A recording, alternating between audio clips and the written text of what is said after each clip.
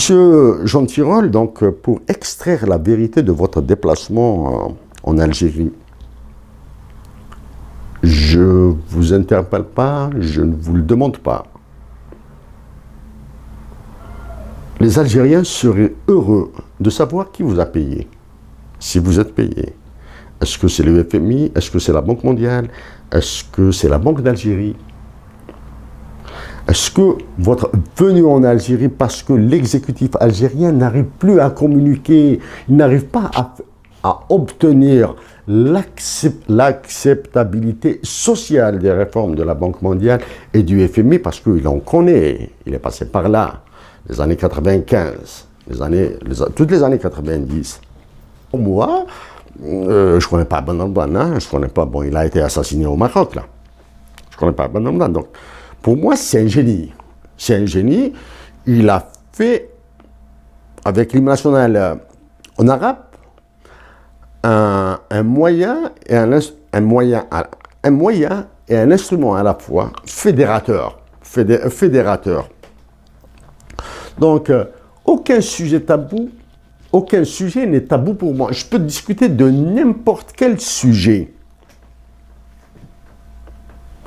D'un point de vue théorique, d'un point de vue analytique, etc. Mais ce discours, il me gêne vraiment. Hein, ce discours, pour moi, Ben Ramdan est un génie. Il a eu cet éclair quasi divin de fédérer tous les Algériens. Auprès des Nations Unies de Suède, Canada, Maroc, Mauritanie, Mali et Niger et Tunisie, excellence. Excellence. Prévention quand le débat qui est demandé à l'ONU avec la convention avec les conventions de déclaration émises par l'UNESCO et du Conseil des droits de l'homme, il est demandé une proclamation solennelle dans une déclaration multilatérale des pays de la région, de la reconnaissance de la dimension amazigh des peuples de cette région par une consolidation commune de tous les droits constitutionnels des citoyens se revendiquant amazigh, entre parenthèses berbères, et de criminaliser toutes les atteintes à ces droits. Dans le cadre de la Convention sur la diversité biologique, c'est ça, et ses articles 1, 2 et 3, les États de la région se doteront de l'inventaire des ressources biologiques et génétiques qui sera déclaré patrimoine des peuples de la région au service de l'humanité. Ces ressources seront protégées par leur caractère d'utilité universelle. Elles seront déclarées irréfragables, inviolables et inaccessibles. Donc cette lettre aussi, elle a été une copie a été transmise à François Hollande, étant donné dans le cadre de la continuité de l'action de l'État. Donc maintenant, c'est Emmanuel Macron qui va prendre le relais. Donc voilà pour l'aspect international. Maintenant, dans la suite, je vais attaquer directement l'aspect algérien. Hein. Voilà.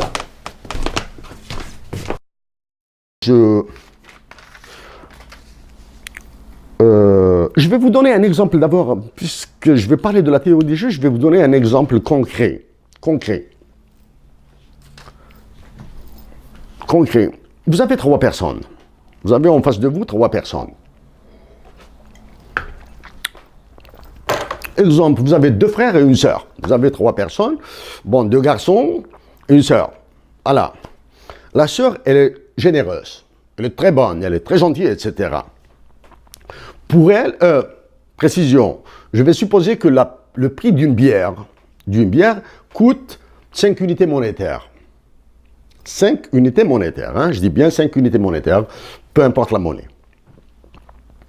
Prix d'une bière, 5 unités monétaires.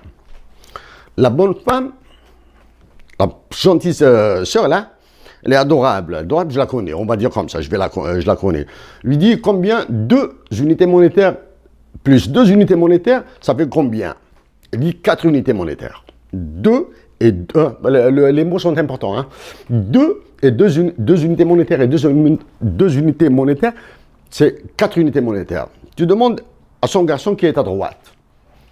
Et toi, il va dire 2 unités monétaires et 2 unités monétaires font 5 unités monétaires. Hein. Je dis bien 5 unités monétaires. Tu vous demandez à son frère là, qui est à gauche là, hein, il est à gauche, et toi, il dit 2 unités monétaires et 2 unités monétaires font 3 unités monétaires. La bonne femme, la sœur là, c'est un ange. C'est un ange, elle aime ses deux frères l'aiment, etc. Elle veut être généreuse. Ben, elle va dire à son frère là, celui de 5 unités monétaires, s'il te plaît, je te donne mes 2 unités monétaires, mes 2 et 2 unités monétaires, tu me donnes tes 2 et 2 unités monétaires. Donc elle va récupérer l'équivalent de 5 unités monétaires de chez son frère là. Elle va dire à l'autre, tu me donnes tes 2 et 2 unités monétaires, ça, qui font 3 chez toi là.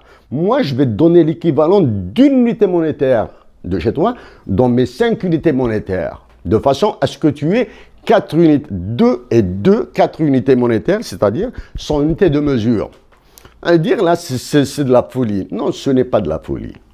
Ce n'est pas de la folie, ce sont des situations réelles qu'on utilise dans la théorie des jeux. C'est pas de la folie. Qu'est-ce que c'est? Ça, c'est un théorème de base dans la théorie des jeux. C'est ce qu'on appelle, c'est le théorème de la connaissance commune. Si Donc, bonjour, je continue avec, maintenant avec la deuxième partie. La deuxième partie, l'aspect relations internationales, et après ce sera l'Algérie, l'aspect politique et l'aspect économique. Première, cette fois-ci, puisque je vais parler de la théorie des jeux après, puisque je vais probablement utiliser les termes de rationalité, je vais d'abord définir un petit peu la personne. Personnellement, je suis un anti-rationaliste, un anti-marginaliste. Je n'utilise pas la rationalité, je n'utilise pas le calcul marginal ou bien le calcul différentiel dans certains travaux. Ça, c'est la première. Qu'est-ce que je dis? Je dis que je suis un libéral, c'est-à-dire je ne suis pas un socialiste ou un trotskiste ou un communiste, je suis un libéral dans son acception amazigh et musulmane. Qu'est-ce que veut amazigh? Ce sont les libertés telles que nous les vivons en Algérie. Musulmane, c'est tel que c'est l'ensemble de ces traditions, cette culture dans laquelle nous avons baigné. Bon, quand si vous lisez Mohamed Al-Koun, pour lui, dans le monde musulman, la rationalité n'existe pas, c'est plutôt la sagesse. Donc, quand on parle de rationalité, on sous-entend certains concepts mathématiques, particulièrement en économie. Dès qu'on est altruiste, c'est-à-dire on n'est pas égoïste, la rationalité ne fonctionne plus. C'est-à-dire on ne peut plus parler des théorèmes de bien-être. Ça, c'est la première. Mais on doit faire la différence chez l'homme, chez l'individu, chez l'humain. On doit faire certaines différences. On doit faire la différence entre la personne qui est un génie, si elle est un génie, et son côté humain et son côté idéologique. Un exemple. Je prends John von Neumann, pour moi, c'est un prophète des mathématiques. Peut-être c'est le prophète numéro 1 des mathématiques, suivi ou bien à égalité avec John Nash Jr., le célèbre théoricien mathématique, celui qui a conceptualisé les équilibres à sa manière. Vous prenez John von Neumann, mathématicien hors norme, compte son côté humain, c'est un bragueur, c'est un homme qui aimait faire la fête. Son côté idéologique, à travers un cas réel. Quand les États-Unis d'Amérique ont conçu une bombe A, je pense que c'est dans le projet Manhattan, on a demandé à John von Neumann comment est-ce qu'on doit faire, où est-ce qu'on doit la tester. Il a dit, c'est simple. Il faut bombarder Moscou. Pourquoi? Parce qu'il ne pouvait pas piffer le communisme, parce qu'il a fui le communisme en Allemagne et en Hongrie. Il a fui donc en partant en Allemagne. Je prends un autre cas assez, peut-être pas très célèbre, pas très connu, mais c'est Martin Heidegger, le philosophe allemand, et Hannah Arendt, l'autre philosophe. Ça, dans son livre dans son livre Arendt, les origines du totalitarisme et Eichmann à Jérusalem. Heidegger, c'est un immense philosophe. Un immense philosophe. Hannah Arendt, c'est une sommité dans le progressisme, hein, dans l'humanisme et le progressisme. Alors, ce qu'a écrit à la page 100 et 101 de ce livre-là, Anna devient la maîtresse de Heidegger. Vous ne sortirez plus de ma vie. Leur relation reste secrète. Elle éprouve une inflexible dévotion envers un être unique. Elle seconde tandis qu'il travaille à être et compte est le problème de la métaphysique. Ça, donc, Hannah Arendt, on ne pouvait pas s'en passer de Martin Heidegger. Martin Heidegger est un fasciste. Il a soutenu Hitler. Non, c'est pas parce qu'il est fasciste que je ne vais pas lire Heidegger. Heidegger. Bon, maintenant, qu'a dit dans une lettre de Arendt à Heidegger en 1929, donc c'est octobre 29, à Berlin, Anna épouse civilement Gunther Stern. Hein, Gunther Stern, non, avec un petit nom d'humeur, c'est un journaliste. En 1950, Hannah Arendt écrira à Heidegger: « J'étais fermement résolu, voyez-vous, lorsque j'ai quitté Marburg, à ne plus jamais aimer un homme de ma vie, ce qui ne m'a d'ailleurs pas empêché de me marier par la suite avec le premier venu sans l'aimer. » À partir de là, à partir de ces deux cas, c'est-à-dire von Neumann, Martin et Hannah Arendt, on voit que la rationalité, c'est quelque chose de volatile, de non mesurable. Hein. Donc, surtout en économique. En économique, c'est une hypothèse de travail. On dit que les personnes sont rationnelles. Hein, sont rationnelles. Quand on dit en économie, sont rationnelles, c'est la maximisation du profit. C'est-à-dire, je sais comment trouver mon profit maximal. Quand vous l'utilisez dans Games of Strategy, ça c'est la théorie des jeux, hein, c'est un livre de base, ça c'est un livre, c'est un support. Quand on vous dit que this is the assumption of a rational behavior. Observe the precise sense in which the term rational is being used. It means that each player has a consistent set of rankings, values or payoffs over all the logically possible outcomes and calculates the strategy that best serves this interest. Donc, thus a rationality has two essential ingredients: complete knowledge of one's own interests and flawless calculation of what actions will best serve those interests. Bon, il y a d'autres considérations sur la rationalité. Donc, dans la théorie des jeux, on ne parle pas de la rationalité, on parle de la rationalisabilité. Hein? C'est-à-dire ça. Donc, pour être rationnel, l'individu, la personne, doit avoir des capacités de calcul phénoménales, donc, alors que nous ne les avons pas. Ça, c'est le côté rationalisé.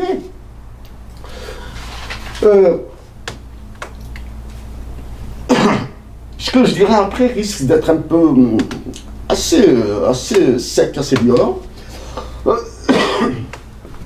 Donc,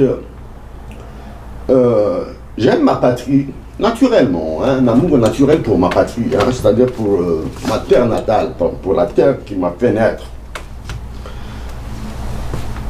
Parmi peut-être des moments comme ça sublimés, quand j'ai fait une présentation à l'Université de Montréal, c'est quand j'ai cité, par exemple, Daïb Saada Salhichntiren.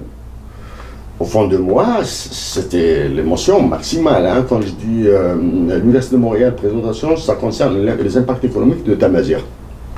Ça, c'est l'une, par exemple, de mes plus belles découvertes, c'est Rachid Limouni, son texte, Le Siffreur, un texte très court, hein, on va dire de 2-3 pages maximum, est une lecture obligatoire à HEC Montréal dans le cours de management. Dans le cours de management, J'introduis le management, c'est parce que le congrès sur l'économie en Algérie, je vais l'aborder d'un côté managérial. Managérial.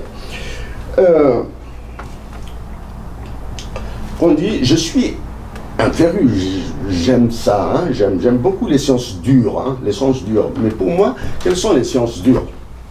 Ce sont les mathématiques, les sciences physiques, la littérature riche et la poésie. Hein. La poésie, pour moi, la poésie est une science dure. Maintenant, pour l'économique, il m'arrive souvent de dire que c'est plus de la connerie. Pour preuve, là, actuellement, il y a probablement entre 75 et 77 Nobel d'économie, prix Nobel d'économie. Est-ce que l'économie du monde fonctionne? Pas du tout. Bon, bien sûr, il y a d'autres considérations qui rentrent en jeu. Pour moi, d'un point de vue économique, je suis un ricardien pur. Hein, là, voilà, ricardien, c'est David Ricardo. Hein. C'est Knut Wicksell, Thorstein Veblen. Voilà un petit peu l'école de pensée que je soutiens, qui m'intéresse le plus. En termes d'idéologie, on va dire, idéologie politique, ça je ne parle pas.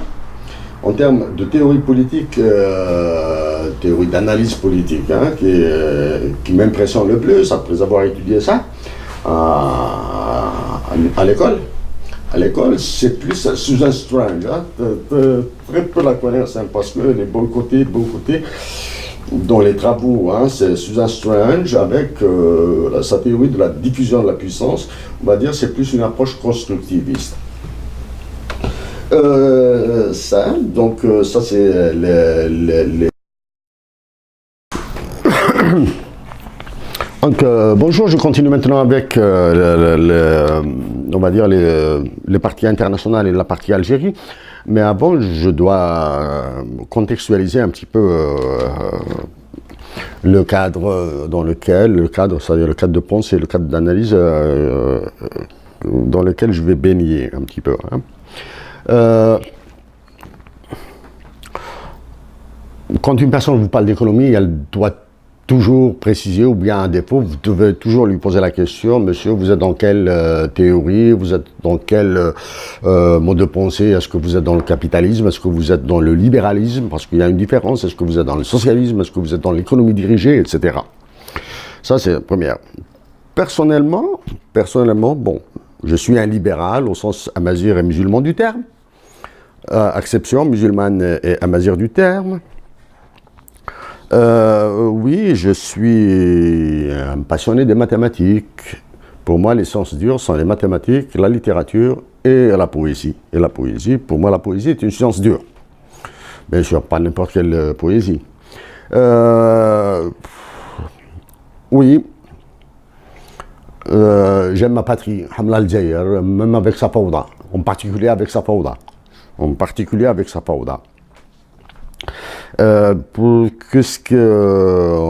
termes, quand je parle de mathématiques ou quelque chose comme ça, oui, je suis passionné je suis intéressé, j'aime les mathématiques. Ben, les concepts essentiels dont j'ai besoin, je les comprends, mais ceci ne veut pas dire que je jongle avec, hein. C'est-à-dire quand je parle d'espace vectoriel de dimension 1, de transformation à l'intérieur, ou bien de l'usage des nombres complexes dans les espaces vectoriels de dimension 1, oui, je sais à quoi ils vont me servir à moi, mais ceci ne veut pas dire que je jongle avec, là, hein.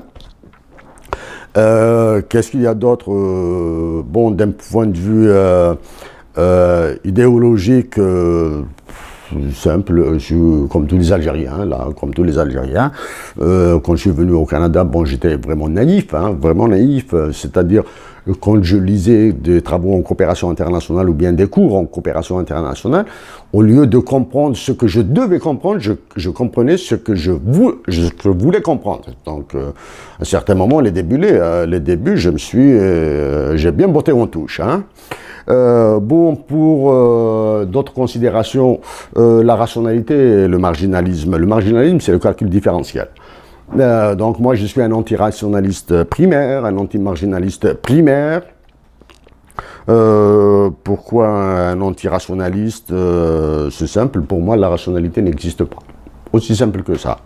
Ceux qui lisent Mohamed Al-Koun, ils vont vous diront, bien lisez Mohamed Al-Koun, vous allez voir que la rationalité dans les cultures musulmanes, arabes ou nord-africaines, la rationalité n'existe pas.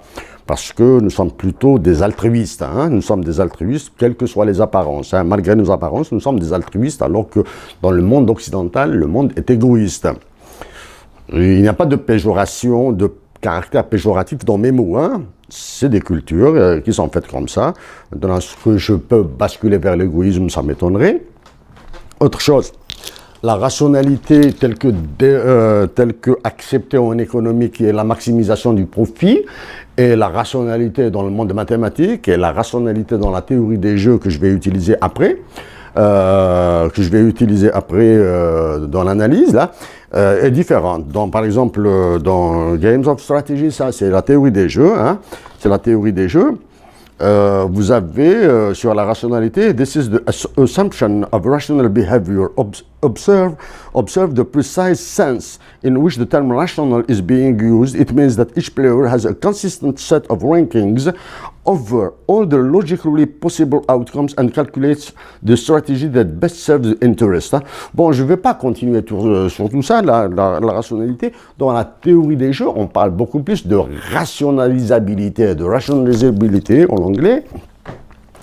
Donc, bien sûr, il y a toujours les gains, les pay-off, hein, les pay-off. Maintenant, il y a exemple de la logique floue, là. Bon, par exemple, dans mon cercle intime, ben, une de mes relations qui est spécialiste dans cette mathématique appliquée, il y a la logique floue. Hein, la logique floue, bon, par exemple, il y a des ensembles précis et des ensembles imprécis. Maintenant, dans le monde de la logique floue, est-ce que être imprécis est précis? Oui. Voilà. Bon, de manière, des exemples concrets. John von Neumann, pour moi, c'est un prophète en mathématiques. Hein, c'est le prophète en mathématiques, accompagné de John Équilibre de Nash, John Nash Jr. Bon, bien sûr, il y en a d'autres. Hein, il y en a d'autres, Hilbert and Co. Là. Hein. John von Neumann, donc, dans le monde de la mathématique, etc., c'est un génie. Dans le monde de la vie, dans son monde de la vie tous les jours, là, hein, c'est un monsieur qui aimait la blague, qui aimait s'amuser, hein, qui aimait faire la fête, mais dans le monde idéologique. Quand les États-Unis ont conçu une bombe, la bombe atomique, on lui a demandé son avis, où est-ce qu'on va la tester? Il faut bien la tester. Il a dit, c'est simple.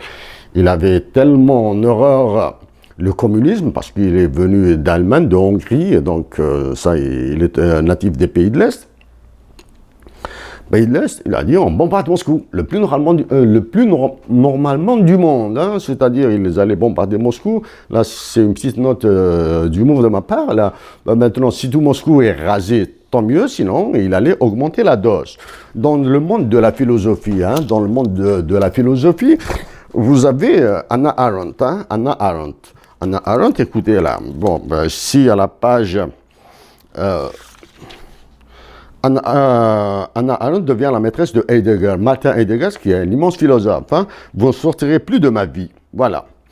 Mais après, après 2 mois d'union, là, hein, il y a eu une rupture. Elle a dit, en 1929, Hannah Arendt épouse civilement Gunther Stern. Gunther Stern est un journaliste. Hein. En 1950, Hannah Arendt écrira à Heidegger. J'étais fermement résolu, voyez-vous, lorsque j'ai quitté Marburg, à ne plus jamais aimer un homme de ma vie. Ce qui ne m'a d'ailleurs pas empêché de me marier par la suite avec le premier venu sans l'aimer. Donc maintenant, est-ce que Hannah Arendt est rationnelle ou pas rationnelle? Donc, Hannah Arendt, c'est une sommité là, hein, c'est une référence théorique. Donc, Voilà un petit peu pour les problèmes de la rationalité. Donc, dans le monde de l'économique, la rationalité est juste une hypothèse, hein, au même titre que la transitivité. Hein. La transitivité, vous prenez trois objets là, hein, vous prenez trois personnes. Si vous aimez une personne plus que la deuxième, et si vous aimez la deuxième plus que la troisième, ça veut dire que vous aimez la première plus que la troisième. Ça, est-ce que c'est transitif? Non. Ben, le meilleur exemple, allez-y avec ça, c'est professeur. Yves Richel. Professeur Yves Richel. Professeur Yves Richel, quand il prend le meilleur exemple pour démontrer que ces théorèmes ne fonctionnent pas, et pour ne pas offusquer, déranger les femmes étudiantes, il prend en exemple sa femme, on dit ici sa blonde. Il prend sa femme. Bon, si vous voulez partir dans un marché avec votre femme, deux conditions, il faut il faut aller vers un marché qui ferme, c'est-à-dire, il ferme à 22h par exemple, il ferme à 22h, allez-y à 21h30. Vers ce marché qui ferme à 22h, surtout si votre femme veut acheter des chaussures. Parce qu'elle va voir la première paire de chaussures, elle lui plaît, elle est excellente, elle est superbe, elle coûte 200 dinars par exemple. Elle va voir l'autre paire de chaussures qui est juste à côté, qui coûte 250 dinars parce qu'elle est plus chère, elle va l'aimer beaucoup plus, alors que c'est la même paire de chaussures. En faisant le tour du marché, elle va trouver une autre paire de chaussures qui va coûter par exemple 50 dinars. Waouh, elle va l'aimer, c'est la même paire de chaussures, mais sauf que ce sont trois commerçants différents. Trois commerçants différents qui affichent trois prix différents. Donc, c'est la même paire de chaussures. Donc, elle va commencer à tourner. Hein. Donc, si votre femme aime la même chaussure, alors que le prix diffère, est inférieur à 200 dinars, donc elle va se dire que celle de 200 dinars, peut-être elle est meilleure, donc je vais faire l'effort, etc. Quand elle revient vers celle de 50 dinars, non, celle-ci, elle n'est pas du tout chère, donc elle est mauvaise, alors que c'est la même. Donc si les préférences de votre femme ne sont pas transitives, si le marché ne ferme pas, vous n'êtes pas sorti de l'auberge là, hein? Bon. Dans les prix Nobel, il y a trois catastrophes. Trois prix Nobel sont des catastrophes. La plus grande catastrophe de tous les temps, là, c'est le prix Nobel d'économie. Les meilleurs économistes sont des économistes qui n'ont pas fait d'économie. Marx a fait philosophie, il a fait droit avant d'aller vers l'économie. John Nash Jr. n'a jamais fait d'économie, il a pris un seul cours d'économie, relations économiques internationales, et un seul cours. Il est devenu prix Nobel d'économie, c'est un mathématicien. L'autre, l'une de mes références, c'est Knut Wicksell. Knut Wicksell, c'était un monsieur hyper brillant en mathématiques et physique. Il est venu en économique dans le domaine surtout de la monnaie et de l'intérêt. Ben, il a cassé la baraque, il a cassé la baraque. Quand vous avez dans la théorie, vous prenez, bon, par exemple, ces deux livres de maths, Mathematics for Economic Analysis de Knut Sitzeter et Peter G. Hammond, et vous prenez Linear Algebra and its Applications. Si dans ce livre-là, quand il parle de l'application économique des théories mathématiques, on sent qu'il y a de la dérision, hein, parce que on vous le dit pas dans les présentations économiques, on vous le dit pas. Du moins dans les mathématiques, quand on vous parle de fonctions, fonction consommation, fonction production, etc. Pour les économistes, allez, tout le monde est continu, tout le monde est défini, tout le monde est dérivable, hein. C'est-à-dire, on ne se pose pas la question, est-ce que cette fonction est dérivable dans un certain intervalle, non dérivable dans d'autres, est-ce qu'elle est continue ou pas continue? Quand on calcule un maximum global qui pourrait être assimilé à un PIB potentiel, ou bien un minimum global qui pourrait correspondre à une récession terrifiante, là, on ne peut plus parler de mathématiques, hein. Quand vous êtes en récession terrifiante, là, c'est le pays qui se volatilise.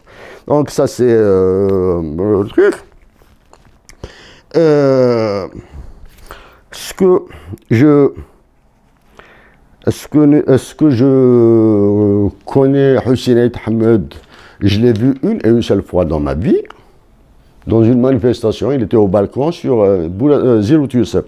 Il était au balcon de l'hôtel Alitis, c'est tout. Je l'ai vu une et une seule fois de ma vie, toute ma vie. Bon, bien sûr, je l'ai vu dans des vidéos ou à la télévision, etc., etc. Ben, ce que j'ai échangé avec lui, oui, ça a été très sec, très sec. Bon, pour échanger avec Hussein, très simple, il y a d'autres canaux, hein. Il n'y a pas que la rencontre face à face. Même chose pour le Matoub. Moi, je ne pense pas l'avoir vu de toute ma vie, probablement une fois de loin comme ça.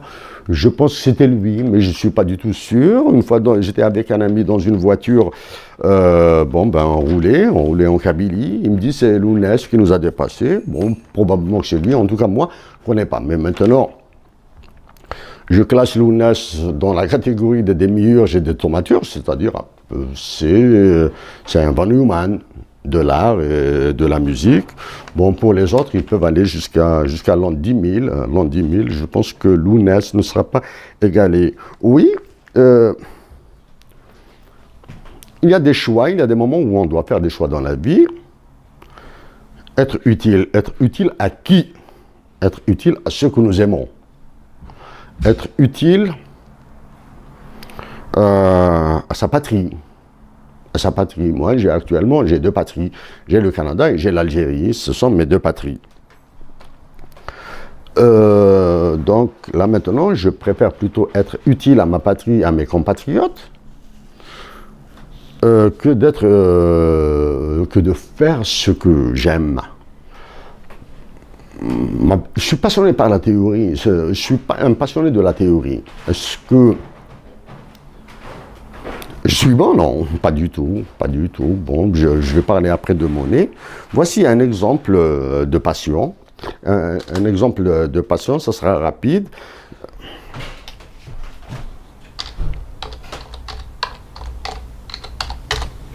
Ça.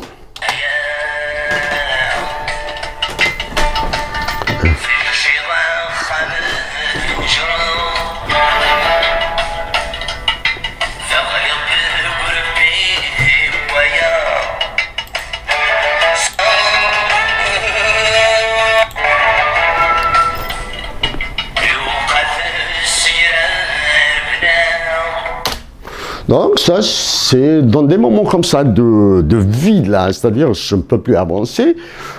Quand je travaille à la maison, quand je préparais mes travaux, quand je faisais mes travaux, etc. Bon. Donc il y a des moments de vide comme ça y est, on peut plus avancer. J'écoute Lounès.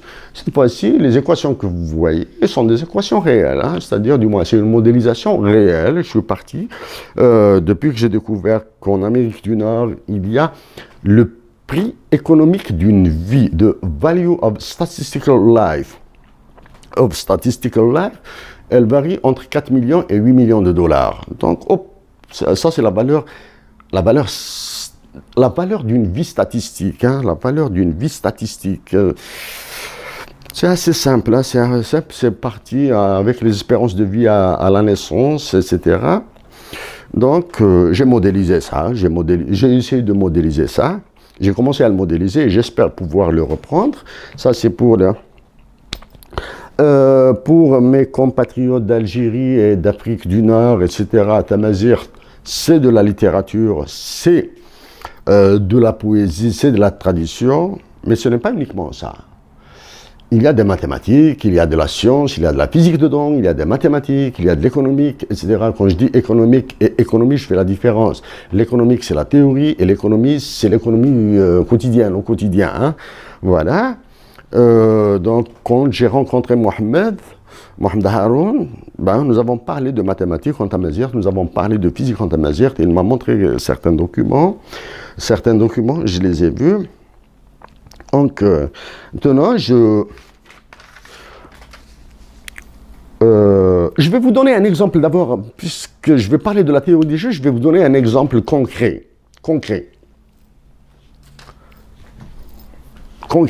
Vous avez 3 personnes. Vous avez en face de vous 3 personnes. Exemple, vous avez 2 frères et une sœur. Vous avez 3 personnes. Bon, 2 garçons et une sœur. Voilà. La sœur, elle est généreuse. Elle est très bonne, elle est très gentille, etc.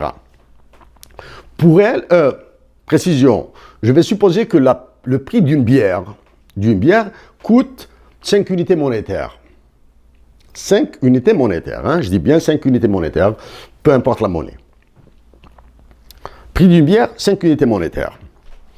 La bonne femme, la gentille sœur là, elle est adorable, je la connais, on va dire comme ça, je la connais.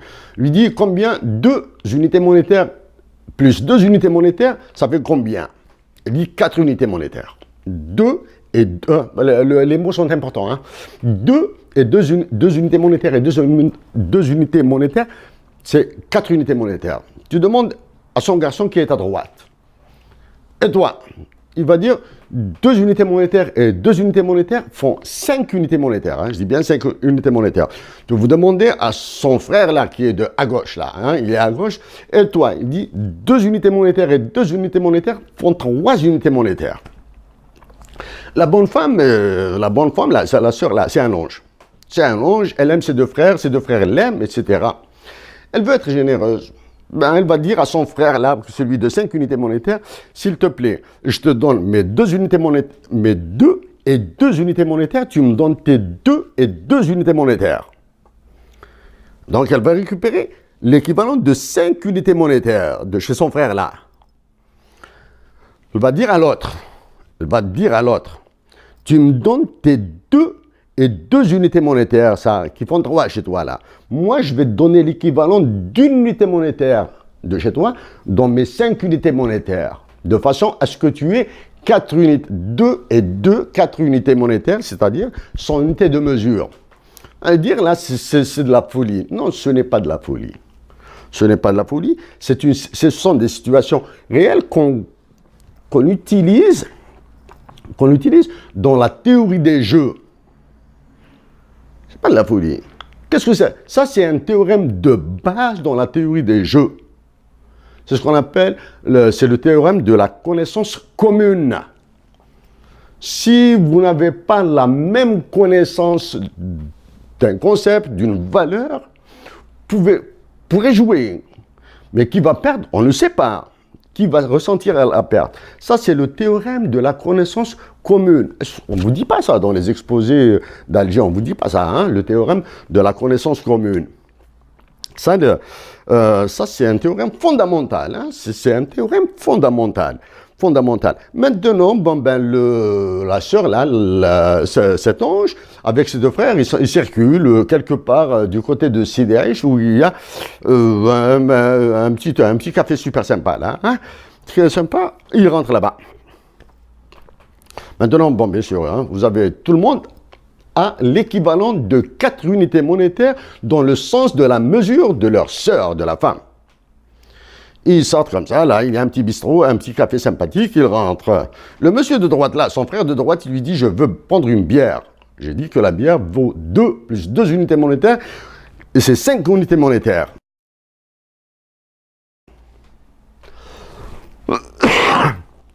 Est-ce qu'il va prendre sa bière? Non, il ne va pas la prendre.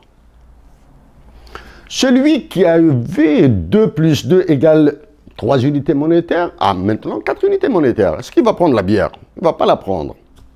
Tous les deux seront tristes. Donc, leur sœur, qui est un ange, sera triste parce que ses deux frères qui l'aiment beaucoup n'ont pas eu la satisfaction. Donc, partons du départ de faire du bien, on a fait mal. Donc, ça, c'est le...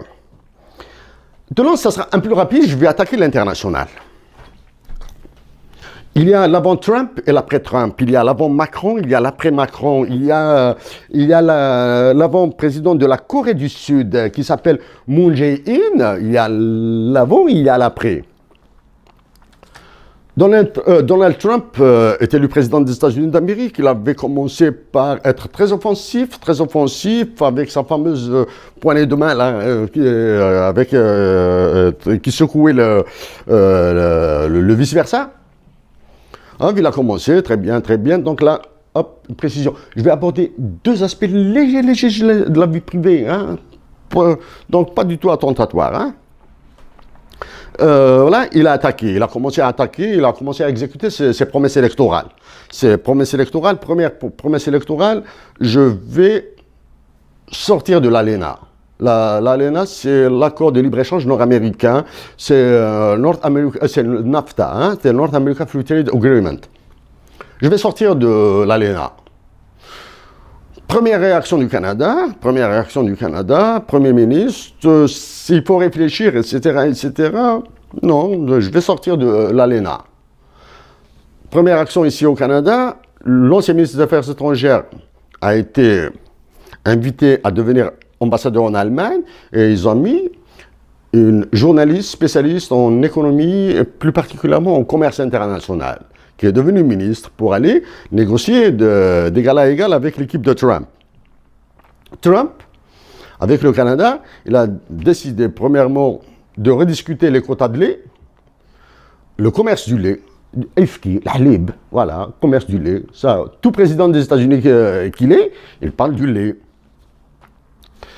Les Canadiens, bon, non, on va essayer de renégocier ça. Oui, effectivement, on va revoir ça. On va voir ce qu'on appelle les barrières non tarifaires, mais pour maintenir toujours le commerce. Il a dit, bon, ça, oui, ok, vous avez très bien raison. Peut-être que vous avez raison sur cet aspect. Il a dit que je vais taxer le bois d'œuvre. Le bois d'œuvre canadien est fortement exporté aux États-Unis. Qu'est-ce qu'il a fait? 83% de douane, taxe douanière aux États-Unis, hein? Avec l'ALENA, hein, l'accord de libre-échange nord-américain, il a taxé le bois d'œuvre de 83%. Réaction au Canada, subvention de l'ordre de 480 millions de dollars sur 5 ans pour l'industrie du bois d'œuvre. Avec le Mexique, ils ont eu des échanges très politiciens. Hein. Donc, on va construire le mur. Le président mexicain lui a répondu d'une manière très populiste. Hein. Il lui a dit, bon, les Mexicains vont utiliser une échelle laser pour passer aux États-Unis d'Amérique. Ça, c'est une réponse très politicienne parce que dans le cadre de l'ALENA, il y a ce qu'on appelle la création et les billets de commerce. Donc, le Mexique a bénéficié de la création de billets de commerce. Donc, perdons les billets de commerce et la création de commerce, c'est le chômage qui va exploser au Mexique, là. Hein. Donc, il ne faut pas... ça, le truc. Ensuite, il y a le parapluie des États-Unis d'Amérique, la défense. La défense des États-Unis d'Amérique, ça, c'est une garantie éternelle, là. Hein.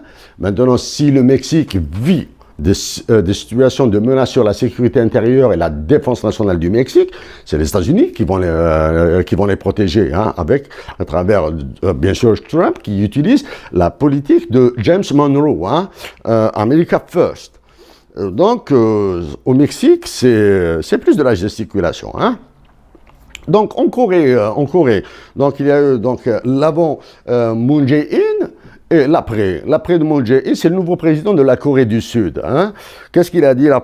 Il a dit, nous allons réunifier les deux Corées. Ah bon, tu vas réunifier les deux Corées? Ça, monsieur, là, il faut oublier ça. Pourquoi? Parce qu'il y a la Corée du Nord, il y a la Corée du Sud, et les deux Corées sont les régions, les deux peuples de Corée sont les peuples les plus réputés être les plus homogènes sur la planète.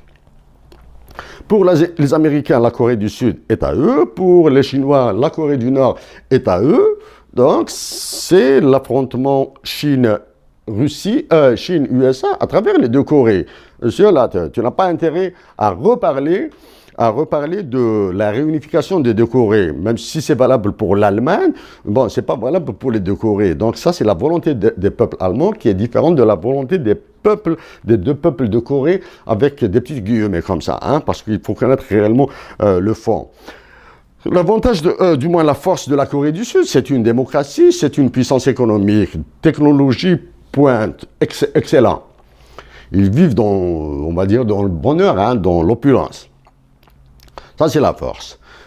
Est-ce que qui est une démocratie? La Corée du Nord, c'est une dictature, hein, réputée être dictature. Qu'est-ce qu'elle a de faible? Tout. L'économie, probablement l'industrie, mais elle a une force. Elle a développé des forces intercontinentales, des forces militaires intercontinentales. Je vais présumer qu'il y a même dans l'armement intercontinental de la Corée du Nord, il y a du non conventionnel. Donc, imaginez là, maintenant, est-ce qu'on choisit la démocratie dans une situation de guerre? Est-ce qu'on choisit la démocratie ou la dictature? dans les théories internationales, dans des moments de conflit, on se replie derrière la dictature.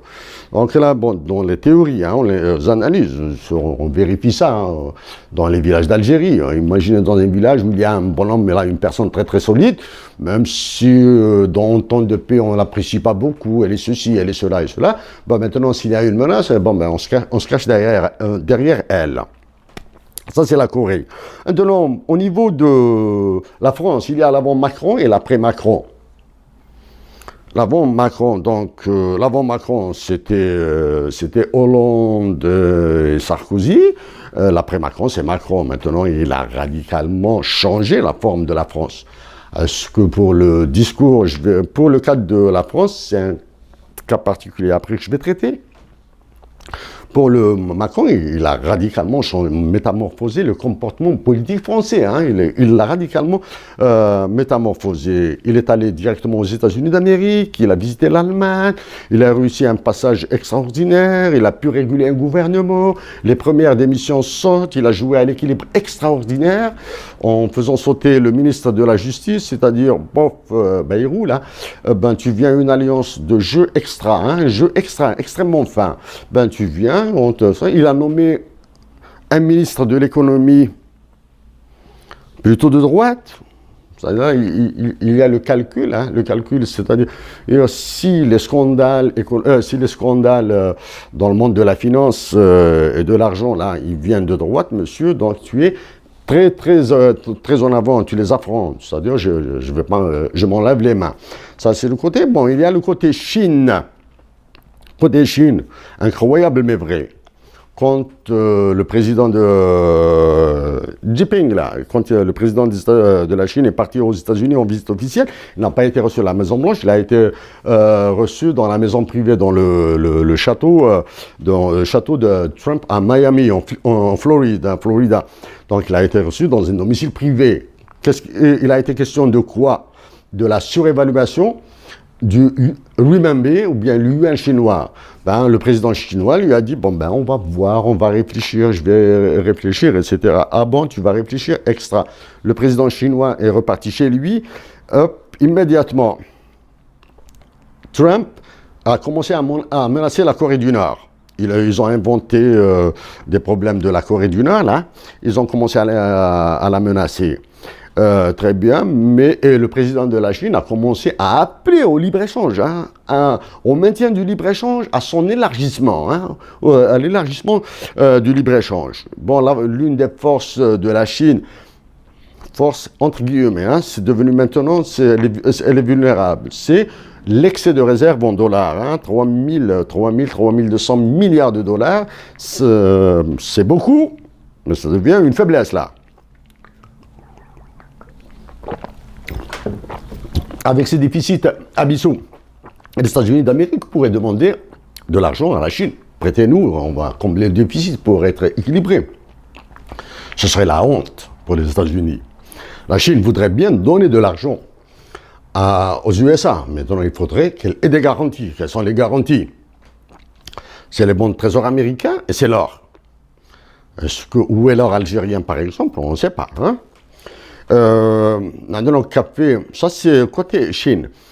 Il y a eu maintenant une escalade rapidement. Il y a eu l'escalade Washington, pays du Golfe, hein, du moins la péninsule arabique et les pays du Golfe, l'Arabie Saoudite, le Koweït, le Qatar, etc. C'est tous dans le même collimateur. Qu'est-ce qui s'est passé avant? Il y a eu la Chine et l'Arabie Saoudite, la Chine avec sa compagnie nationale de pétrole et de gaz, là, c'est le China National Oil and Petroleum Company. Qu'est-ce qu'elle a fait avec la Chine? La Chine avec l'Arabie Saoudite, ont signé un contrat pour l'exploitation des gisements abandonnés par les Américains et qui ont des coûts de prospection et d'extraction extrêmement élevés. Donc la Chine, en négociant ça, elle a garanti une source d'approvisionnement en pétrole. Ensuite, l'Arabie Saoudite a signé un accord que toutes ces importations chinoises seront libellées en yuan, en renminbi. Renminbi, c'est la monnaie officielle chinoise. On dit, sur les marchés, on dit le yuan. Donc l'Arabie Saoudite a signé un accord, comme quoi sa monnaie, du moins la monnaie pour le commerce entre les deux pays sera en yuan. Donc le dollar a été exclu. Ça, c'est en venant, Trump, avec Rex Tillerson, un Texan du pétrole, qui assure les fonctions de secrétaire d'État. Secrétaire d'État, c'est le ministre des Affaires étrangères. Bon, ils sont partis en Arabie Saoudite. Monsieur, vous avez donné à la Chine le commerce international, du moins la possibilité de payer en renminbi. Vous avez la possibilité de payer en renminbi. Très bien. OK. Qu'est-ce qu'on veut là? Donc, il y a un problème de monnaie là. Qu'est-ce qu'on veut, nous? Nous, on veut l'équivalent de ce que tu as signé avec la Chine, avec nous là. Qu'est-ce qu'il y a? Oh, ben, de l'armement, de l'aviation. Allez, on achète des missiles, des avions, etc. Ce que je pense que d'un point de vue, en termes de densité, l'Arabie Saoudite a le plus d'avions par tête d'habitant que les États-Unis eux-mêmes. Il y a ça. Donc maintenant, on met la même situation avec le Qatar. Le Qatar, dans une forme assez caricaturale de ma part, Paris appartient au Qatar. Paris et une partie de Londres appartiennent au Qatar. Sur le Qatar, là maintenant, il faut que tu viennes du côté de chez nous, là, à Washington, en Californie, ou bien sur la côte Est, ou bien sur la côte Ouest, etc. On a besoin de tes dollars, etc. Maintenant, quelle est la force principale des États-Unis pour le cas de la France? Bon, le discours qui est servi pour la France à l'intérieur, moi, il m'intéresse un petit peu, parce qu'il y a combien? Peut-être 5 à 6 millions de compatriotes, ou bien algériens, ou bien de Français d'origine algérienne, des binationaux. Il m'intéresse dans ce côté-là, côté culturel, côté mouvement politique, du moins activité politique ou bien politicienne. Qu'est-ce qui se passe? Macron, après ses déplacements, les premiers déplacements en Allemagne, etc., il est parti au Mali. Mali, donc vous allez voir dans les impacts économiques de Tamazir et dans l'analyse, etc., et maintenant dans une lettre, après je vais en parler, le maintien, la guerre sur la zone CFA, sur la monnaie CFA, dans la zone CFA. Il faut que mes compatriotes sachent qu'il y a deux monnaies CFA. CFA, c'est la coopération française en Afrique, ça c'est la gentillesse, c'est l'appellation gentille, parce que les réserves internationales des pays de la zone CFA, elles sont gérées par la Banque de France. Donc, et là maintenant, Macron, il est parti au Maroc plutôt, il est reparti chez lui, donc il y a un projet de sa visite en Algérie. L'Algérie maintenant, on va commencer avec la France directement un peu mieux. Donc pour l'espace international, donc l'enjeu fondamental c'est la monnaie, le deuxième enjeu ce sont l'énergie, le troisième enjeu c'est l'élargissement des zones d'expansion commerciale. Voilà, donc voici ces trois enjeux, ils sont portés par des enjeux militaires de défense nationale et d'idéologie politique, le communisme et la démocratie dans les Corées. Donc voilà, c'est un petit peu les enjeux. L'Allemagne est assez spectatrice dans tous ces mouvements, même si elle fait partie de l'OTAN. Le Royaume-Uni, la Grande-Bretagne, l'Angleterre en particulier, en se retirant de l'Union économique européenne, donc elle est peinarde en termes de commerce, même si on peut dire que le Brexit est mauvais ou pas. Moi, personnellement, je dis que le Brexit est une bonne chose, est une bonne chose. Donc, elle reprend le contrôle de la monnaie mondiale au niveau de la City, là. L'Angleterre, le Royaume-Uni a fait une prouesse. Il a engagé l'ancien gouverneur de la Banque du Canada, Mark Carney, avec une procédure de loi exceptionnelle.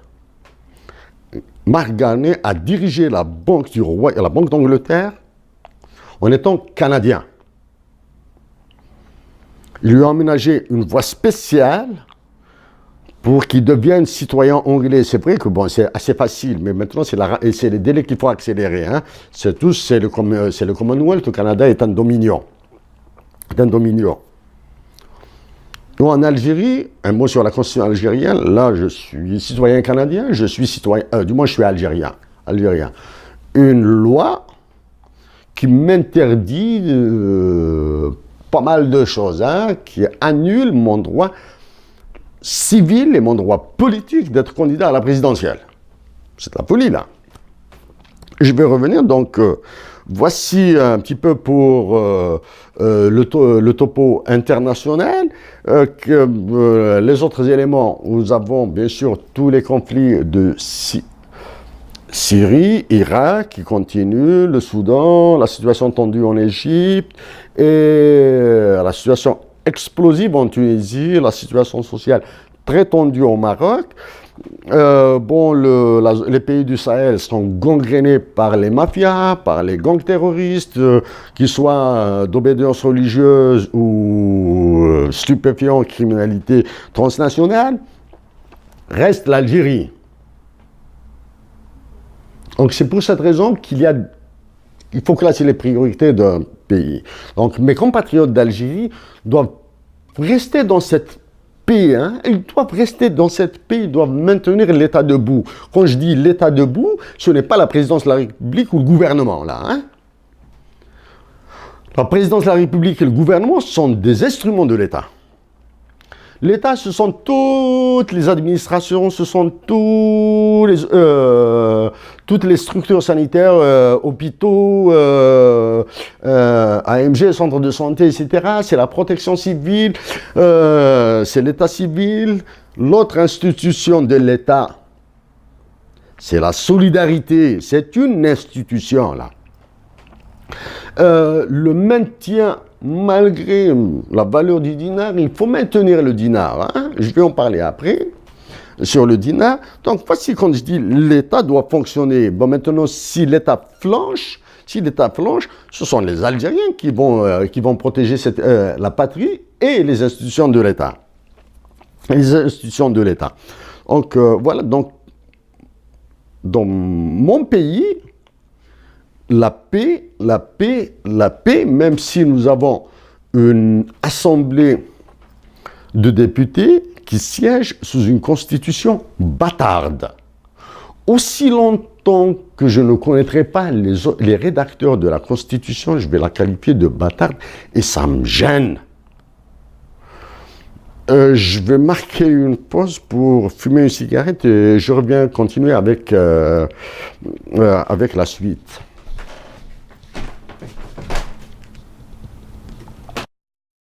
Aborder deux aspects légers de la vie privée de Donald Trump et d'Emmanuel Macron.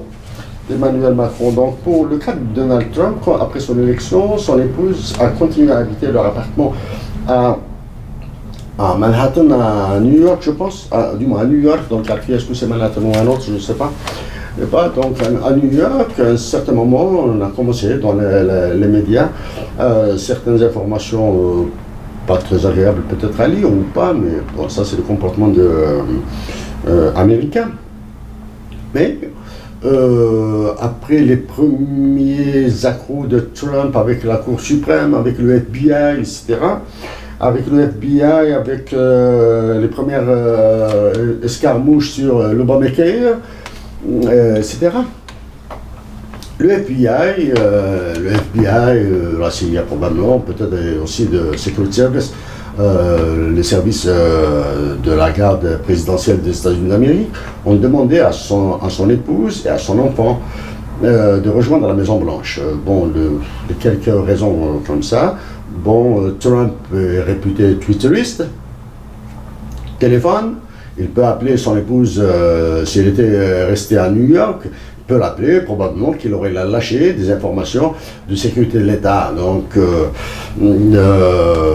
ça, c'est un risque que les États-Unis d'Amérique ne peuvent pas prendre, d'autant plus qu'il y a eu le scandale de l'émission de la Russie dans les élections présidentielles. Ça, c'est la première.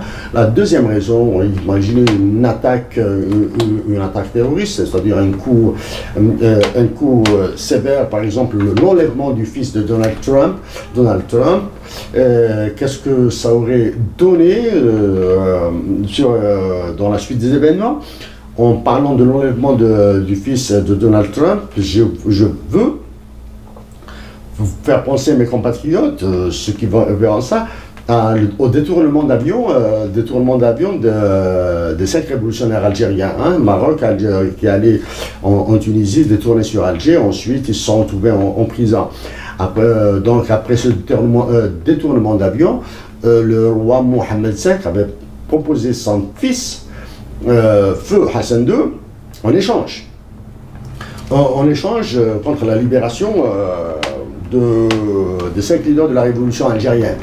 Donc là, bon, pour éviter un petit peu le discours, le pourquoi du comment et le comment de la couleur du visage des Français et du roi et de sa maman, une petite matrice de 2 par 2, on met, ça c'est un excellent exercice d'équilibre de nage. Une 2 par 2, le roi Mohammed V a proposé son fils, il proposait oui, proposait non.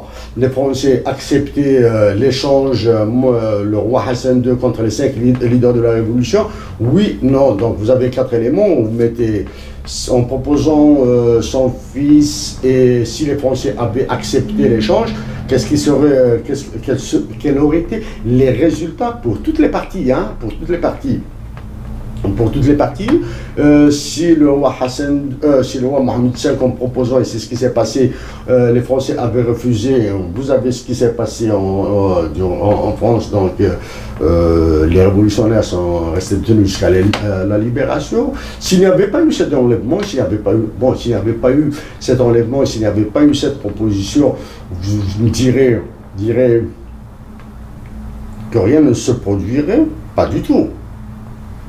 Peut-être que le Maroc n'aurait pas bénéficié du statut de protectorat. Et la dernière combinaison, c'est non, etc. Donc ça, c'est un excellent exercice d'équilibre de nage. Comme pour le cas d'Emmanuel Macron, c'est un peu particulier. Sa vie de collégien avec son enseignante, et il faisait du théâtre, donc c'était un bon comédien, il aimait la littérature, il a fait philosophie, et là maintenant il est dans le monde des équilibres. Actuellement, en tant que président de la France, il est dans le monde des équilibres. Son épouse est un peu plus âgée que lui, je m'excuse de l'avoir dit comme ça. Mais c'est plutôt sa décision de l'épouser et sa façon de l'avoir aimé. Il avait décidé de l'épouser, il a atteint son objectif. Pourquoi je dis ça? Cette histoire me plaît beaucoup. Elle me plaît beaucoup. Comparaison, et je n'ai pas à comparer. Bon. Il y a une situation que je vais dire plutôt comme ça, qui pourrait ressembler à la mienne. Donc, dans le cadre d'Emmanuel Macron, durant la campagne électorale, sous forme de lettres, un papier analytique sous forme de lettres, avec une introduction très décontractée. Monsieur, je suis quasiment certain ou convaincu que dans l'une de vos résidences, vous avez une jarre, quelque chose comme ça. Ensuite, une série de problèmes clivants entre l'Algérie et la France. Et à la fin, il dit, je vous souhaite plein succès, comme ça, nous allons rediscuter d'autres points un peu plus cruciaux. Donc, j'ai reçu une réponse protocolaire. Une fois après son élection, j'ai envoyé une lettre à son épouse, Madame Brigitte Macron. Une lettre dans laquelle j'ai exprimé mes sentiments vis-à-vis de ce qu'ils vivent en tant que couple. Et à la fin, à la conclusion, il lui ai dit, bon ben, même si cet éloge de ma part ne doit pas cacher que je vais ouvrir un front contre la zone euro et la France en particulier. Donc là, j'engage l'aspect international. Voici l'aspect international dans la situation de l'Algérie. Et je vais maintenant, par contre, quand j'ai dit que je vais ouvrir un front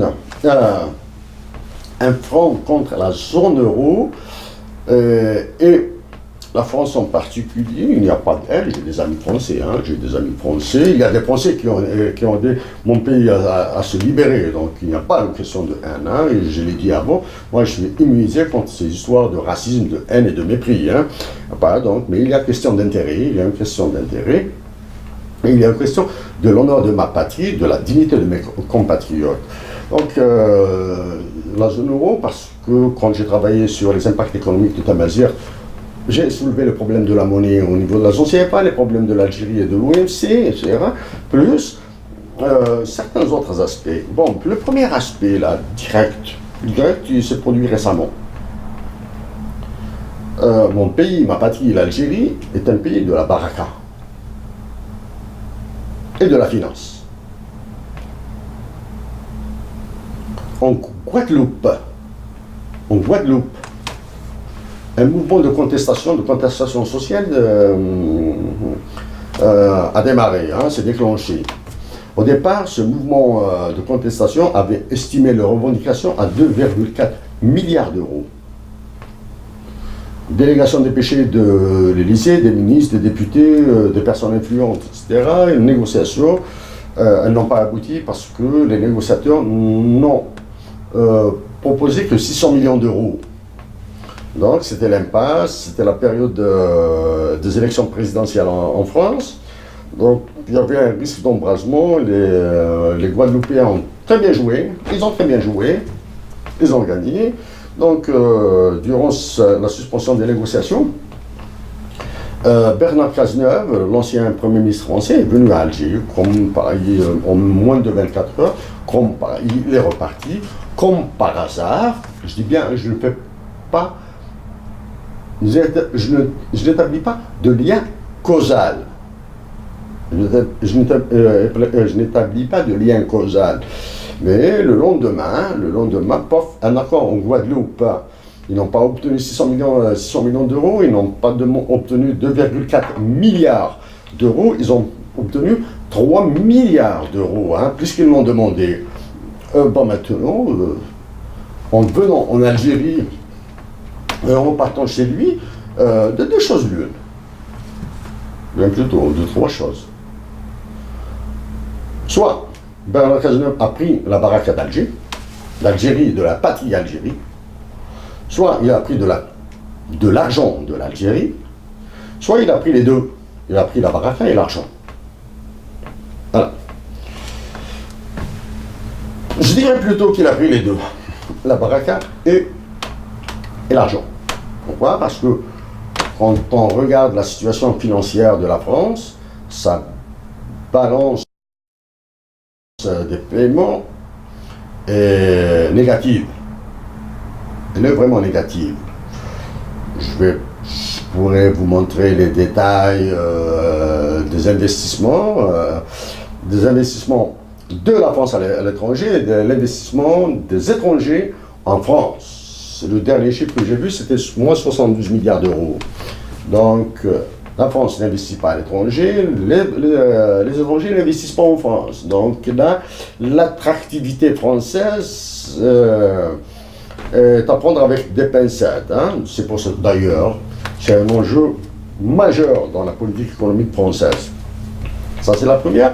Deuxième élément, la France n'a pas de contrôle sur sa politique monétaire. Elle fait partie de la zone euro, donc c'est la Banque centrale européenne qui a défini la politique monétaire. Et c'est une politique monétaire explicite, elle vise la stabilisation de l'inflation à 2,5%, hein, à 2%, jusqu'à 3%. Donc ça, et il y a aussi la règle d'or de la zone euro, hein, c'est-à-dire la règle d'or, c'est la règle du déficit budgétaire qui ne peut pas dépasser, qui ne doit pas dépasser les 3%. Donc, ce faisant, il y a les réserves internationales de la France. J'ai pas vérifié le chiffre, mais je pense que si la balance descend, si la balance est négative, donc s'il n'y a pas un stock de réserve internationale précédent, il ne peut pas y avoir de stock, il ne peut pas y avoir un meilleur stock actuellement de réserve internationale. Donc là, la France fait de l'équilibrisme. L'équilibrisme entre un euro fort, extrêmement fort. Hein. Actuellement, l'euro, il est à $1,50, $1,52 canadiens. Hein. Canadien, il est extrêmement fort. Donc, et la France n'étant pas compétitive et le diktat de l'Allemagne, hein, le diktat vraiment de l'Allemagne, fait que la France est sur une corde raide. Donc, de là, elle a des forces dans les pays du Sahel et elle participe extraordinairement là en Syrie. Aussi, bon, maintenant, il y a un phénomène historique, les accords de Berlin. Les accords de Berlin, est-ce un repartage de l'Afrique, un nouveau partage de l'Afrique après l'accord de Berlin qui a été valable un siècle. Ça, c'est un argument d'analyse. Donc, c'est le premier aspect international, il est là. Donc, l'Algérie et la France se tiennent par la barbichette, ok. S'il y a récemment, j'ai assisté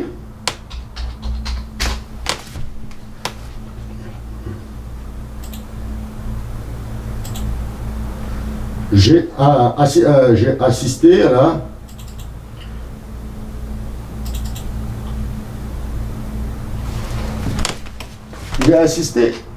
la j'ai lu d'abord le livre de quoi Total, la société Total et la somme. C'est un livre écrit par le professeur Alain Deneau de l'Université de Montréal, qui est un spécialiste en philosophie. Donc, il a été aidé par une armée de recherchistes et de documentalistes. Il a écrit un livre sur Total. Une bonne partie est réservée à l'Algérie, une bonne partie sur son attraque. Voici quelques extraits ici. Et comme par hasard, ici, je vais vous montrer là.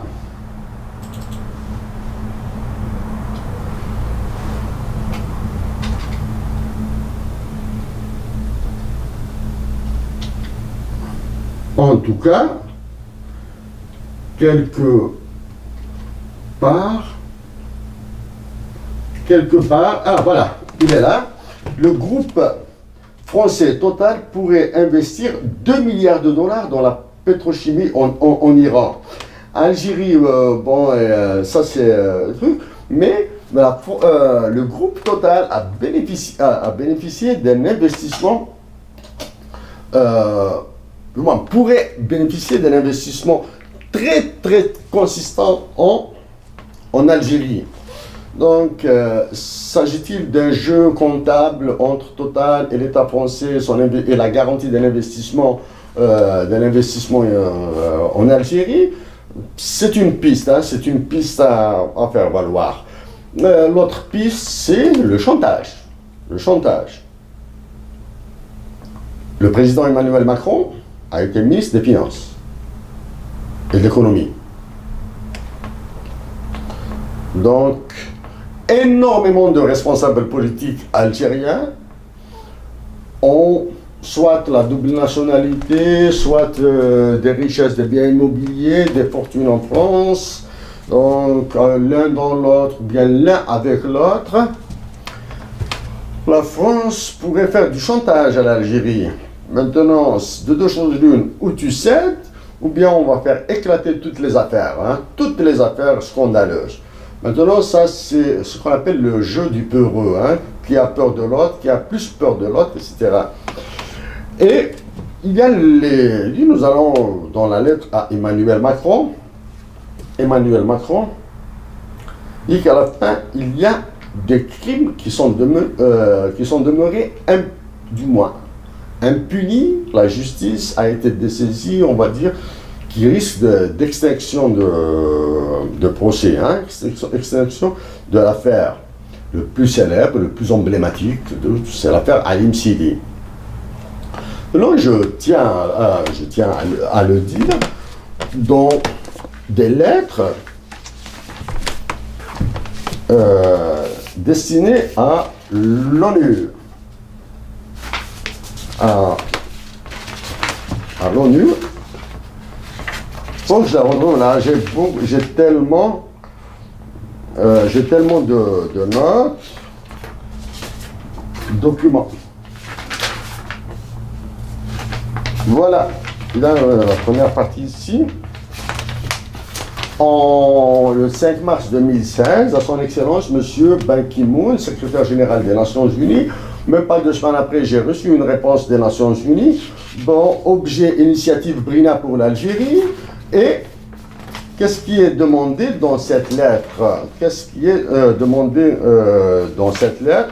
Je passe, c'est assez long là, d'agir auprès de la Banque mondiale, laquelle, sur le droit à l'information des citoyens et des peuples, prenait dans sa politique d'accès à l'information pour qu'elle rende publique toutes les informations et l'étendue des accords signés entre cette institution et l'État algérien, d'agir auprès de la Banque mondiale pour mettre en œuvre un canal de communication entre les citoyens algériens et son comité d'appel, d'agir auprès du FMI,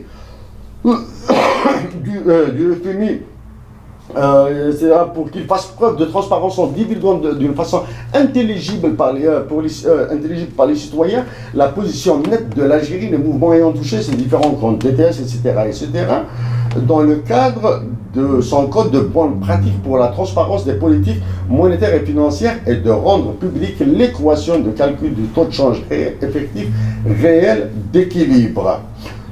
Et donc, sous votre recommandation au SG de l'ONU, je vous demande de lancer le projet pour l'indépendance monétaire de la zone CFA et inviter les autorités politiques françaises à reconnaître les désastres contre les peuples africains et leurs droits régaliens à frapper leur monnaie, afin de rendre la coopération sous-régionale économique plus efficace, à même d'améliorer la situation des pays du Sahel, et inciter cette organisation à rendre public les contrats susceptibles d'être classés par la jurisprudence comme odieux, et par conséquent appelés à être enrôlés dans les affaires de l'organe des règlements différents, etc.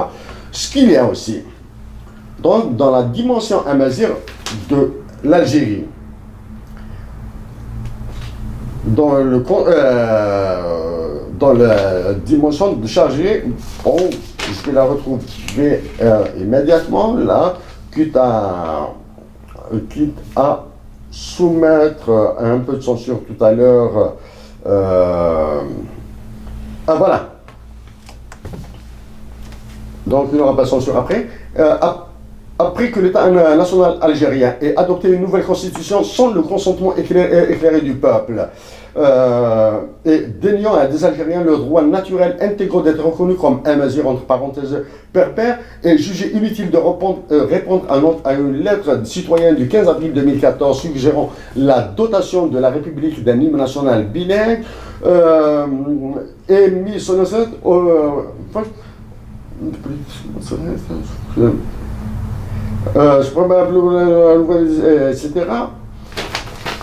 De notre politique, de l'ancien. Voilà. Je vais retrouver après le passage sur Tamazight. Je vais le retrouver, je vais le lire. C'est long et je ne suis pas préparé. Ça, c'est pas grave. Dans une autre lettre, bon, il y a une copie d'ampliation, là, donc, là, la République française est destinatrice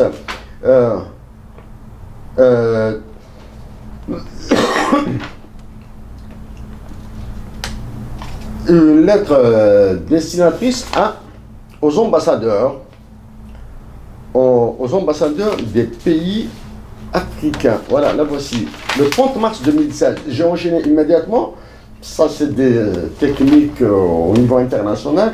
Le 30 mars 2016, aux ambassadeurs auprès des Nations Unies de Suède, Canada, Maroc, Mauritanie, Mali et Niger et Tunisie, Excellence. Excellence, prévention pour le débat qui est demandé à l'ONU. Avec la convention les conventions de déclaration émises par l'UNESCO et du Conseil des droits de l'homme, il est demandé une proclamation solennelle dans une déclaration multilatérale des pays de la région, de la reconnaissance de la dimension amazigh des peuples de cette région par une consolidation commune de tous les droits constitutionnels des citoyens se revendiquant amazigh, entre parenthèses berbères, et de criminaliser toutes les atteintes à ces droits.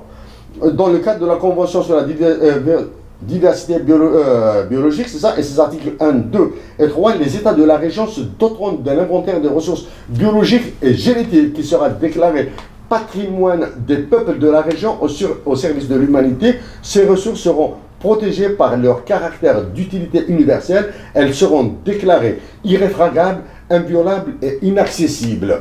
Donc cette lettre aussi, elle a été une copie a été transmise à François Hollande, étant donné dans le cadre de la continuité de l'action de l'État. Donc maintenant, c'est Emmanuel Macron qui va prendre le relais.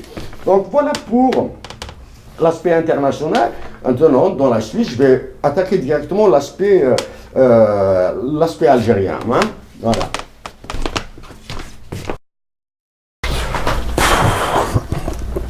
Dernière partie avant de terminer là, je vais la faire très rapidement.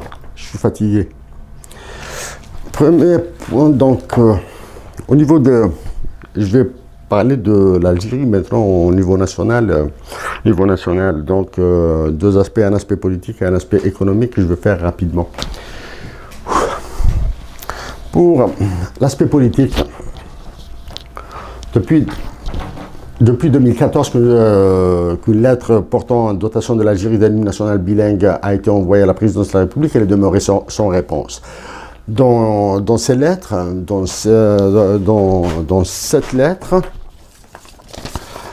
expurgée de toute forme, de tout contenu politique ou politicien,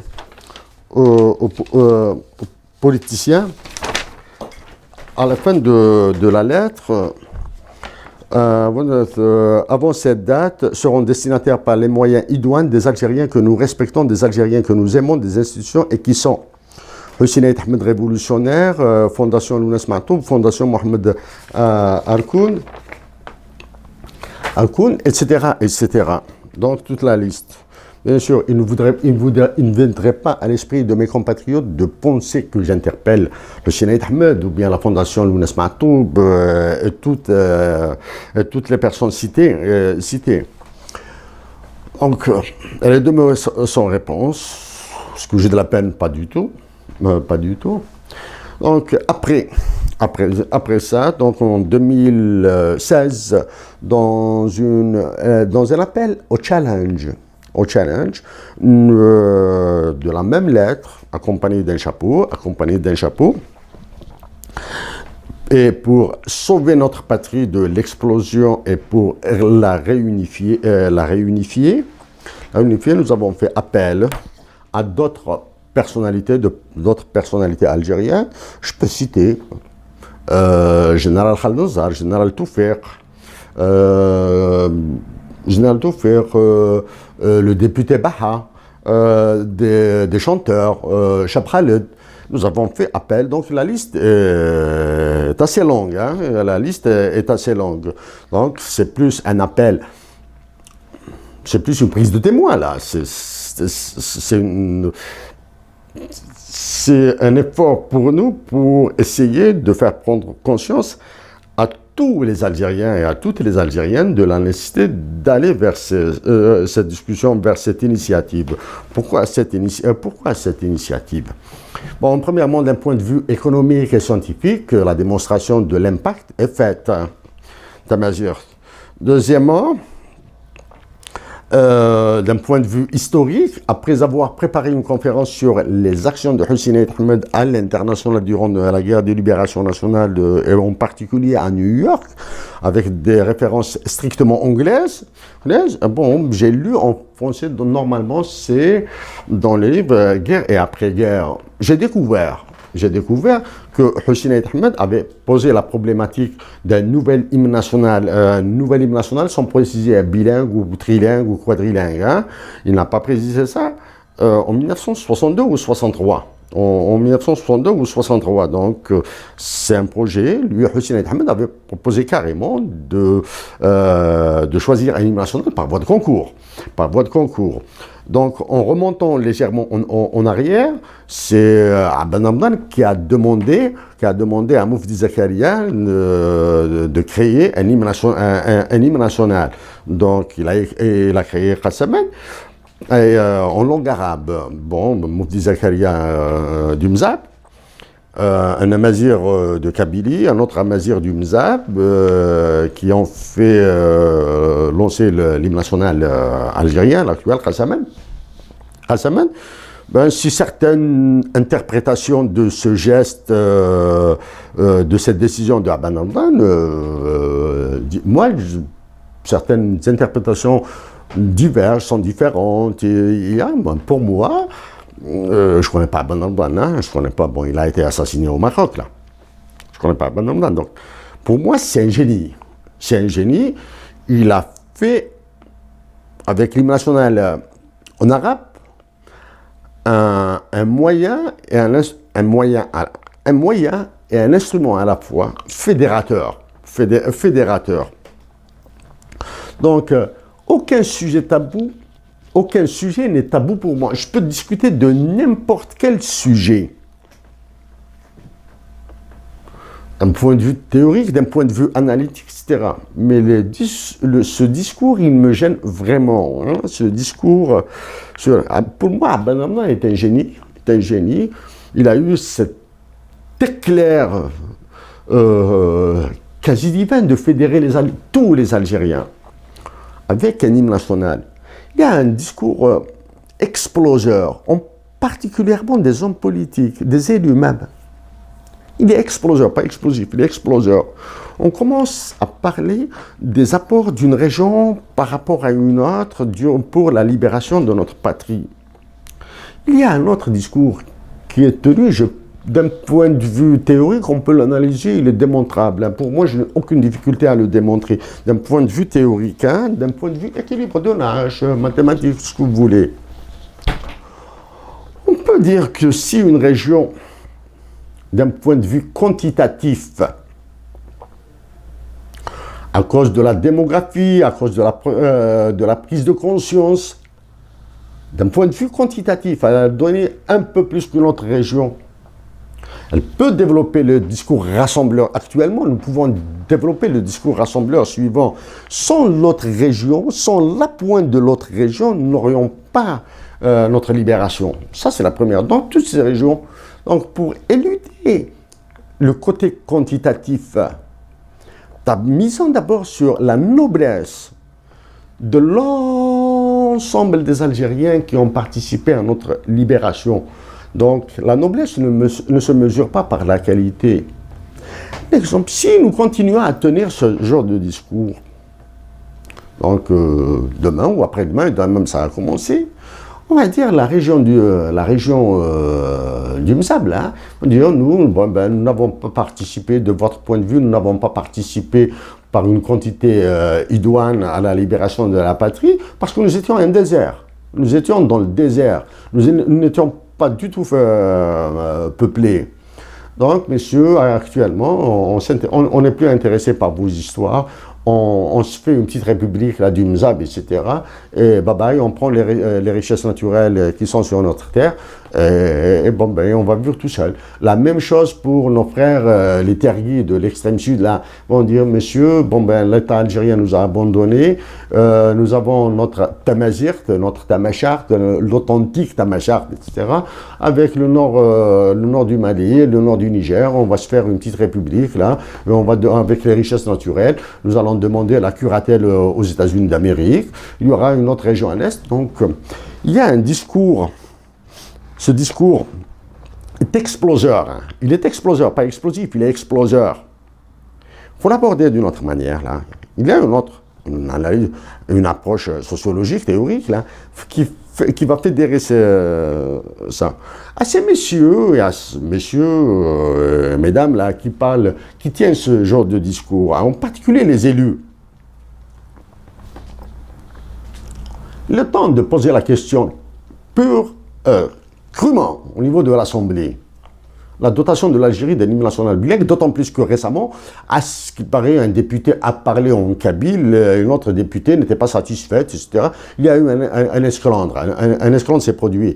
Donc le jour où un homme et une femme osera parler de la question de l'hymne national bilingue au niveau de l'Assemblée, donc ce jour-là, il sera raflé, il sera attaqué à la machette, il sera égorgé, ou quoi. Donc ça, c'est le discours. Maintenant, j'irai sur l'aspect économique de la chose.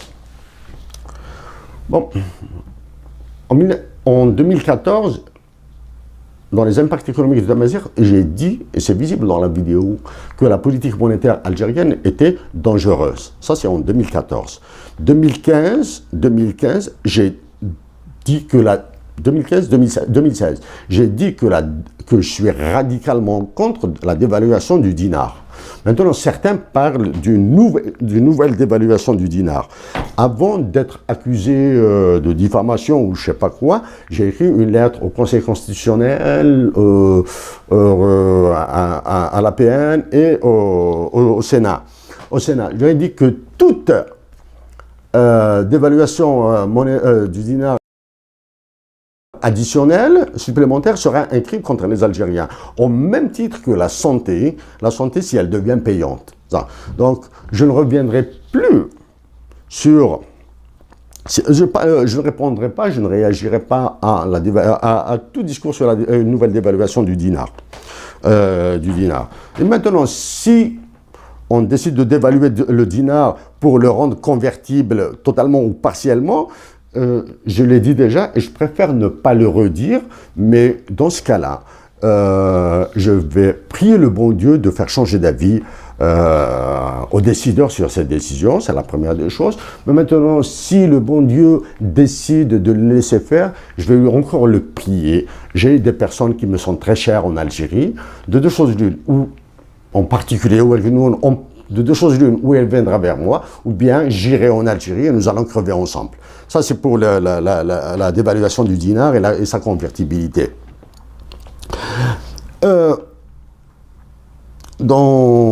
Sous couverture de African Meeting de la Société internationale d'économétrie, une équipe, je vais dire, pilotée par Jean Tirole, est venue en Algérie.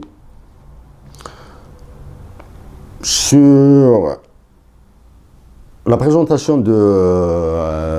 une conférence a été faite sur le comportement humain a été modélisé. Le modèle a été présenté en Algérie, je ne parle pas de ça là. Mais maintenant, introduire ce genre d'approche en Algérie, il y a quelque chose qui se cache derrière. Tout ce qui est la rationalité, la non-rationalité, la rationalité limitée, etc. Et je pense que ça fait partie de l'économie de dupe. C'est le dernier livre de deux Nobel d'économie, Akerlof et l'autre là, j'ai oublié son nom là, Akerlof, etc. Maintenant, au niveau mondial, vous avez, merci, c'est Meltzer, Allen Meltzer, qui a prôné la disparition complète du FMI. Anne Kruger qui a parlé d'un tribunal de faillite des États, donc on n'entend plus parler de ça. Bon, pour Annal Meltzer, il est décédé en mai 2017.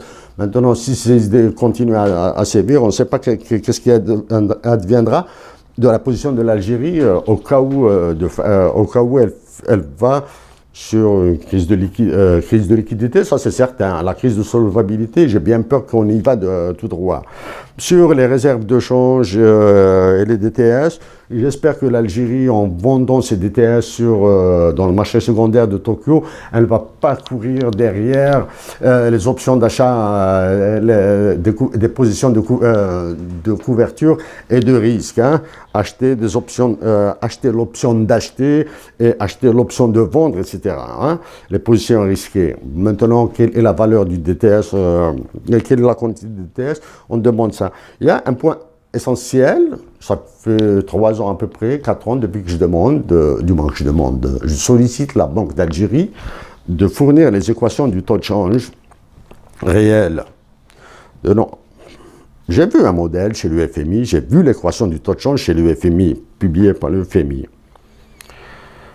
Je vais dire d'une manière simple, si le taux de change dépend positivement du cours du prix du baril de pétrole tel que je l'ai vu, si la relation est positive, bon, peut-être que les camarades, la relation positive, ça veut dire que le taux de change augmente quand le prix du baril augmente, le taux de change baisse quand le prix du baril baisse. Si cette équation est opérationnelle depuis 84 ou 85, parce qu'avant, ça m'étonnerait, les années 70, ça m'étonnerait, l'Algérie a été raflée avec cette équation. Très simple. Si le taux de change du dinar algérien augmente, hein, c'est-à-dire il s'apprécie, hein, je dis bien il s'apprécie, si le dinar s'apprécie, ça veut dire que les exportations algériennes seront plus chères et les importations moins chères. Ça veut dire, bon, on est en termes terme of trade, hein, terme de l'échange, l'Algérie est gagnante. Elle va importer beaucoup, donc on se retrouve dans le Dutch disease. C'est le Dutch disease. Bon, le Dutch disease, c'est la maladie hollandaise, hein, c'est le mal hollandais, et il s'explique par le mouvement là, de la balance des soldes extérieurs sur les investissements, sur les consommations, etc. C'est un peu, c'est assez simple à comprendre.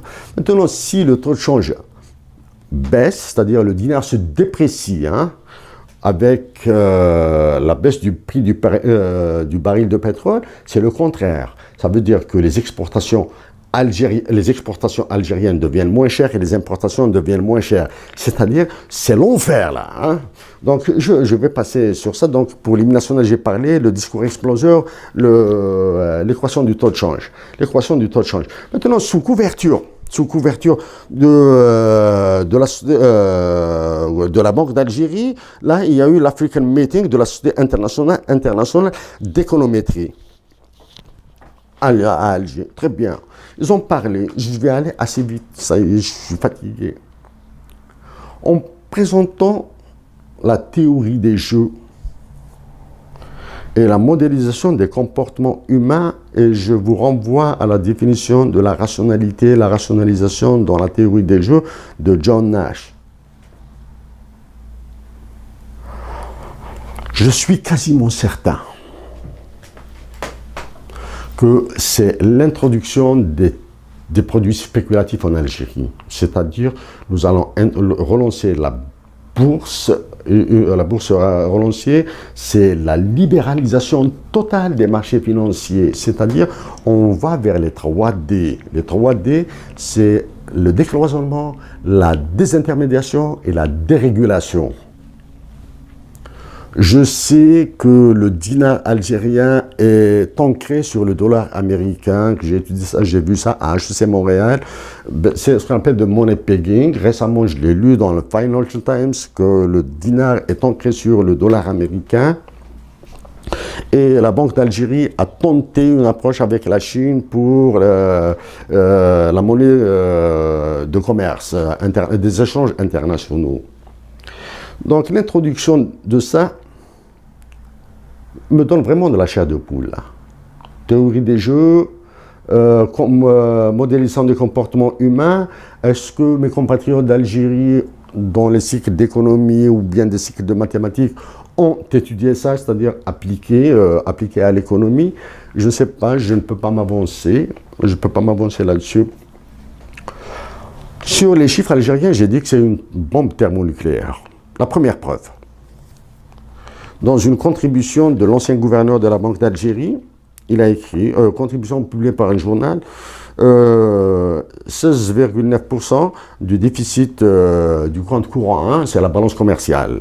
2016 a été estimé par le FMI. Quand j'ai lu cette phrase, j'ai arrêté par le FMI. Ça veut dire que l'ancien gouverneur de la Banque d'Algérie ne pouvait même pas avancer les chiffres officiels de l'État algérien. J'ai arrêté, j'ai même pas continué sur le reste, donc j'ai vu quelques mots, j'ai vu que c'était l'ultralibéralisme qui est visé. J'ai lu une interview de Jean Tirole. J'ai écouté une interview de Jean Tirole sur YouTube réalisée en Algérie. Je vais essayer de répondre. J'ai l'impression que c'est un BC-2 qui est passé sur l'Algérie. Hein. Je suis les réactions des économistes algériens ou bien des journalistes qui écrivent en économie pour dire quelque chose sur le passage de Jean Tirole et de toute l'équipe qui est venue avec lui des États-Unis d'Amérique et de la Toulouse School of Economics et de Aix-Marseille School of Economics. J'ai eu la chance d'avoir eu un professeur énorme, Peter Ditch, diplômé en économie et PhD en histoire de la pensée économique. Il était de la London School of Economics. Du moins, il a étudié à la London School of Economics. Nous avons développé une petite relation comme ça de respect et d'échange. C'est avec lui que je dis que David Ricardo n'était pas un marginaliste. C'est à lui, dans un échange. Et c'est lui qui m'a aidé en m'envoyant des documents pour les utiliser dans les impacts économiques de Tamazight à l'Université de Montréal. Si vous me permettez, je vais faire une petite parenthèse sur Tamazight à l'Université de Montréal. Quelques détails comme ça. Grâce à Chehab Chalchour, monsieur chef département en sciences économiques à l'université, je l'ai sollicité dans une honnêteté, dans une immense noblesse d'honnêteté. Il lui ai dit, je veux travailler sur les impacts économiques de Tamazight en Algérie et en Afrique du Nord. Il me dit, Chérif, je ne peux absolument rien faire pour toi dans ce domaine. Je vais te recommander auprès du professeur honoraire André Martins. Je vais essayer d'avoir une audience avec lui. Il me dit, je te signale, ces audiences ne dépassent pas les 15 minutes. Si tu restes avec lui 5 minutes dans son bureau, tu es champion.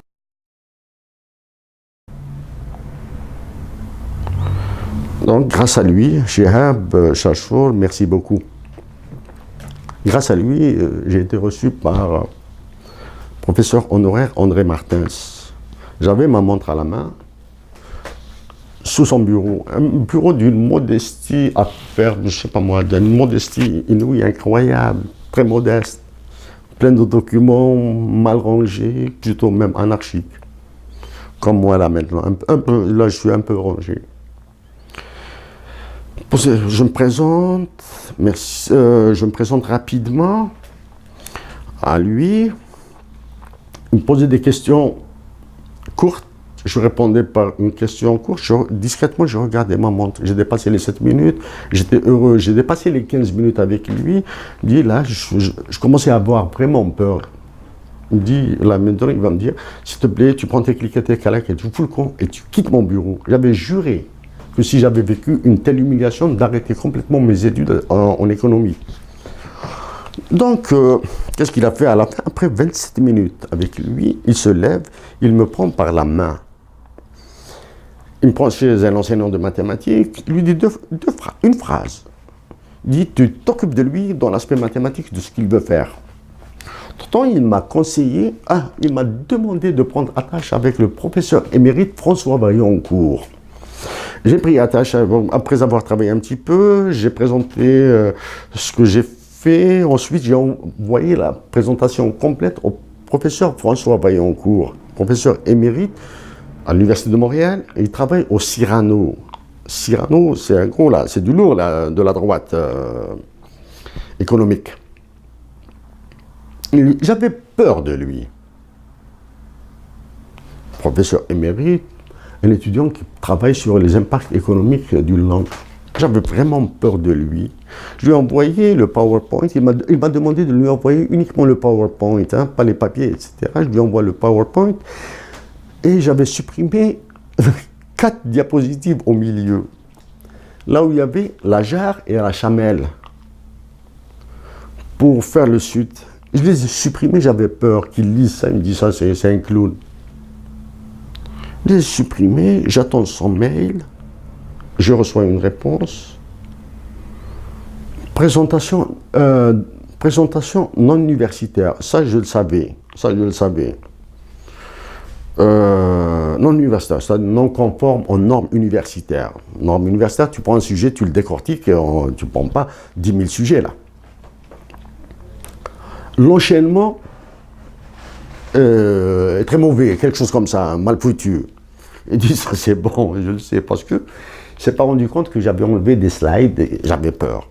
Il me dit des idées intéressantes. Là, j'étais heureux. Idées intéressantes, c'est bon. Allez, je continue. Donc, alors que je lui ai enlevé ça, idée intéressante, c'était sur la justice, la santé et justice, santé et les conditions d'intégration régionale en économie. Hein, les conditions, c'est-à-dire les termes de l'échange et la création de commerce. Et il y avait, je ne me souviens pas ce qu'il m'avait dit sur la monnaie. Parce que, je vais revenir sur la monnaie, parce que j'ai conçu un modèle de monnaie ancré sur l'air et la terre. Donc ça, c'est des moments assez sublimes. Et maintenant à l'intervention, à l'interview audio, vidéo sur YouTube de Jean Tirole. Quelques points que j'ai repérés comme ça. Vérité des prix. Qu'est-ce que c'est la vérité des prix? C'est-à-dire, c'est le marché total, là. Hein?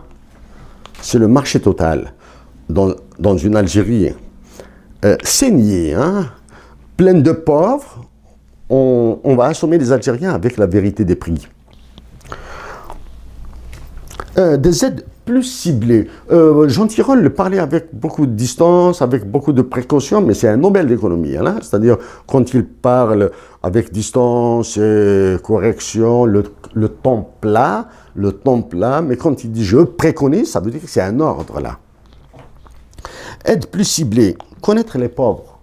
C'est ce que nous avons développé dans les impacts économiques de Hamazir, la réduction de la pauvreté régionale, hein, spatiale, hein, au niveau du sud et du nord. Et ce qui m'a surpris, jusqu'à ce jour, personne n'a parlé de la baisse des salaires. Je considère comme salaire élevé tous les salaires supérieurs à 100 000 dinars, 10 millions de centimes dans la fonction publique ou bien dans les représentations électorales, hein, les assemblées élues, pardon. Donc, pour moi, un député qui touche 35, 40 ou 30 millions, ça c'est la folie, ça. Il doit baisser à 10 millions. Tous les PDG des entreprises publiques, tous les ministres, tous les généraux, tout ça. La baisse des salaires, pourquoi ils ne l'ont pas abordé? Parce que c'est une clientèle, ils ont besoin d'elle. Hein? Mais parce que la Grèce est passée par là. Elle est passée par là. L'aspect le plus important, il a parlé la redistribution des revenus. Là, j'ai fait très très attention à ce qu'il a dit. La redistribution des revenus. Les revenus, monsieur, de qui? Des salariés et les grosses fortunes. Est-ce que c'est la répartition des fortunes? Le revenu, c'est un milliardaire qui a 12-13 milliards dans un compte en banque et qui déclare un revenu, je vais dire, de 500 000 dinars, de 50 millions par mois, il ne sera pas touché là. Il ne sera pas touché parce qu'il a utilisé toute une série de filiales. Et ah bah si, l'Algérie a beaucoup à perdre dans le changement climatique, c'est certain. C'est pour cette raison. Est-ce que l'Algérie a les capacités d'internaliser les externalités? Qui va les calculer? Qui va les calculer? Je vous signale qu'après avoir travaillé sur le plan vert du district de Mexico, hein, j'ai travaillé sur le plan vert du district de la capitale fédérale, Mexico. Mexico, c'est le plan vert. J'ai travaillé dessus. J'ai travaillé effectivement sur les mécanismes de développement propre et la mise en œuvre conjointe du protocole de Kyoto. Et l'unique marché du carbone qui fonctionne tant bien que mal, c'est le marché de Chicago. Le plan vert de Mexico a été vendu à Tanger. Paris s'est inspiré de ça. Les plus grands modèles de développement durable sont Samsung au Danemark, Curitiba au Brésil, Séoul en Corée du Sud. La France ne peut pas faire ce que vous avez dit. C'est pour cette raison que nous sommes allés sur la conception d'une monnaie ancrée sur l'empreinte écologique et la qualité de l'air. Sous le code de Brina. Brina, c'est base, RI, c'est richesse, N, c'est naturel, A, c'est pour algérienne ou africaine. C'est ça la signification. La réforme du marché du travail.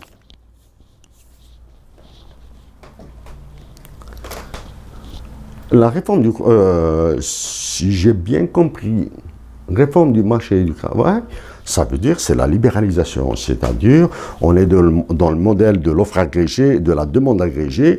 Allez, on lâche ça, c'est-à-dire c'est l'offre et la demande. Avec la récession qui va frapper l'Algérie, les salaires vont baisser parce que les pouvoirs de négociation tels que développés par Blanchard, hein, je parle de Blanchard, je ne parle pas des syndicats, moi je ne suis pas ça, par Blanchard, dans AS, dans la fonction Z, là, de catch all variable, dans le modèle de l'offre agrégée. Ben arrêtez, je suis usé. Monsieur Jean Tirole, vous avez la réputation d'être un ultralibéral. Si on utilise le modèle principal agent avec vous, bien la sélection, the adverse selection ou the moral hazard, comment extraire la vérité de votre déplacement en Algérie? Le congrès de ce machin, l'African Meeting de la société, etc. Je vais vous raconter une anecdote sur les chiffres algériens. J'ai été au département qui calcule les statistiques du PNUD et de l'UNESCO. Moi-même qui suis parti là-bas. J'avais des problèmes dans les données de la Banque mondiale et du FMI qui concernent l'Algérie.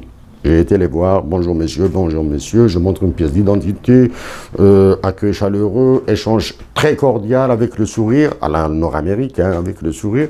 Est-ce que je peux avoir les données brutes de l'Algérie? Non monsieur, ça c'est pas possible, avoir les données brutes, elles ne nous appartiennent pas. C'est bon, première indication, ça veut dire qu'elles appartiennent à quelqu'un d'autre. Deuxième, s'il vous plaît, est-ce que je peux avoir les équations de redressement de l'éducation des années d'études en Algérie, des années de scolarité en Algérie pour recalculer l'IDH? Monsieur, on ne peut pas vous les donner. Et la dernière question, elle dit, maintenant, est-ce que l'espérance de vie à la naissance est calculée à partir de 1 an ou de 24 ans ou bien à partir d'un autre âge? Avec le sourire, décontracté, monsieur, on ne peut pas répondre à tout. On ne peut pas répondre à toutes ces questions. Veuillez contacter le service du PNUD et de l'UNESCO pour essayer d'obtenir ces équations. Donc, voici un embargo sur l'information. Dans mon livre, le livre de la JAR pour la Nation, j'ai détaillé tout ça. Monsieur Jean Tirole, donc, pour extraire la vérité de votre déplacement en Algérie, je ne vous interpelle pas, je ne vous le demande pas. Les Algériens seraient heureux de savoir qui vous a payé, si vous êtes payé. Est-ce que c'est le FMI? Est-ce que c'est la Banque mondiale? Est-ce que c'est la Banque d'Algérie? Est-ce que votre venue en Algérie, parce que l'exécutif algérien n'arrive plus à communiquer, il n'arrive pas à obtenir l'acceptabilité sociale des réformes de la Banque mondiale et du FMI, parce qu'il en connaît, il est passé par là, les années 95, toutes les années 90. Monsieur Jean Tirole, ce que vous préconisez maintenant, est-ce que les autorités politiques algériennes et les Algériens savent les risques qu'ils courent? Je sais que nous allons vers la crise de liquidité à la mexicaine, à l'Argentine, ça c'est certain. Donc j'ai peur d'une crise de solvabilité. Si le dinar devient convertible, peu importe, en change fixe, en demeurant dans le change fixe ou en passant en change flexible, la première attaque, la deuxième attaque sur le dinar algérien, et les Algériens vont brûler. Il y a du sentiment, bien sûr, il y a du sentiment qui parle, mais c'est le cartésianisme. En nous révélant qui vous a payé, monsieur Tirole, nous saurons pour qui vous travaillez. Ce que pourriez-vous faire une petite déclaration comme ça pour nous faire plaisir, les Algériens, j'ai défendu les intérêts du peuple algérien. Pour ma part, mes chers compatriotes, je suis obligé de prendre du recul. Pour ça, je vais continuer à servir ma patrie, mais dans un domaine international, plus à l'international qu'au national. Mais pour l'amour de Dieu, la paix et la paix. Bye bye.